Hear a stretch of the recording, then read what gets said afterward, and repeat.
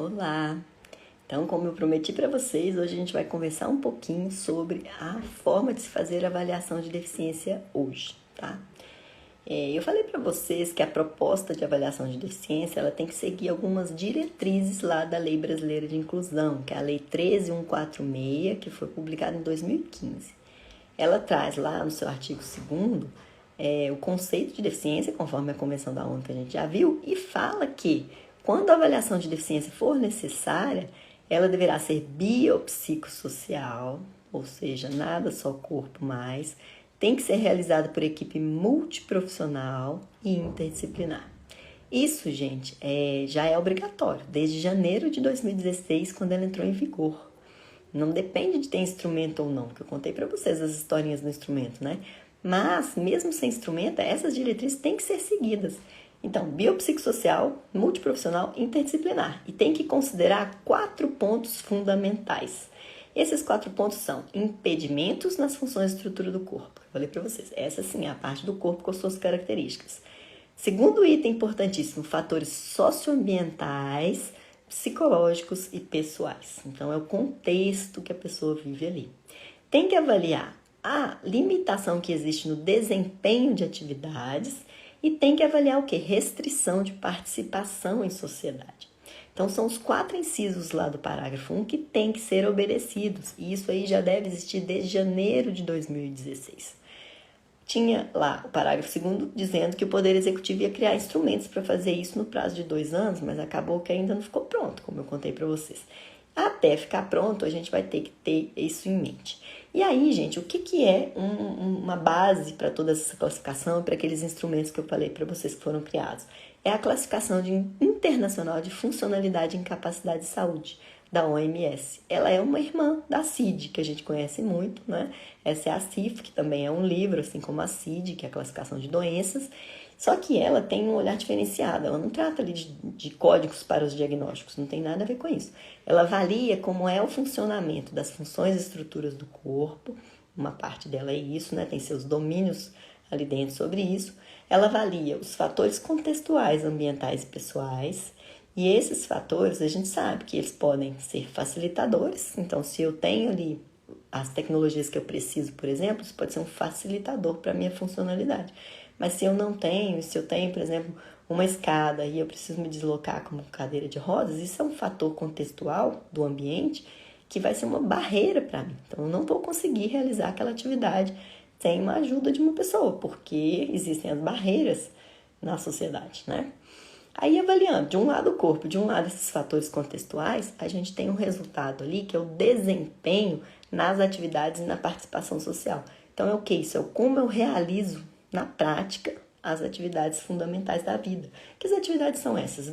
Tem de tudo dentro da CIF. Como eu falei, é um livro, é tudo que o ser humano faz no dia a dia. Ela não é uma classificação de deficiência, é uma classificação de funcionalidade humana, que a gente usa como base para criar os instrumentos de avaliação de deficiência. Porque quanto menor a funcionalidade, maior a experiência de deficiência que a pessoa vive, né? Então, avaliando esse desempenho, que é a realização prática das coisas, a gente pode ver ali o impacto que está tendo essa característica do corpo e os fatores contextuais, as barreiras que ela enfrenta ali, tá? Então, a avaliação de deficiência, mesmo sem instrumento, ela hoje deve levar isso em consideração. A gente, se for fazer um laudo caracterizador, por exemplo, a gente tem que ter isso em mente. Características do corpo? Sim, vou descrever, mas isso basta? Não, não basta. Eu tenho que saber as barreiras que ele enfrenta, se ele precisa de apoios, de tecnologias assistivas, de ajuda de outra pessoa e como que ele realiza as atividades no dia a dia. Que atividades? Comer, se deslocar, né? Deslocar em casa, deslocar fora de casa.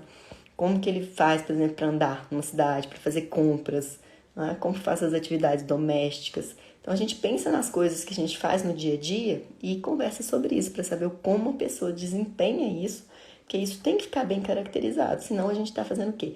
Descumprindo a ordem lá da Lei Brasileira de Inclusão, que, como eu disse, já está vigente desde janeiro de 2016. Então, gente, quando a gente lembra lá que o Decreto 3298 trouxe para a gente uma lista de adoecimentos, antes era aquilo que era usado para referenciar como deficiência. Não serve mais, porque aquilo é só a lista que serve para analisar o quê? Os impedimentos, que é uma partezinha da avaliação. Ele é uma lista e outra coisa, essa lista ela não é exaustiva que a gente fala, ou seja, ela não contempla todas as situações.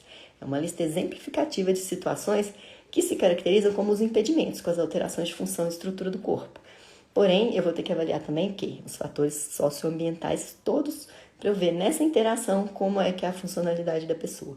E aí é isso que eu vou descrever nas minhas avaliações.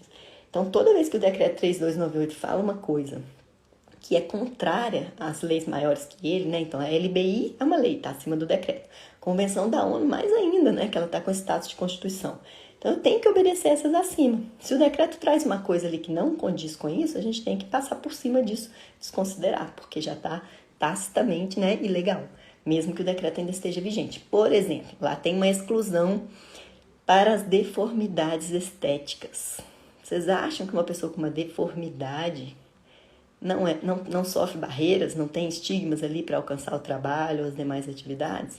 Então, pode ser que tenha, né? Então, a gente não faz exclusões, né? A gente avalia todas as características do corpo com essa ideia. Se em interação com o meio ambiente, com as barreiras, isso traz uma real limitação nas atividades de participação, a gente pode fazer essa caracterização, tá?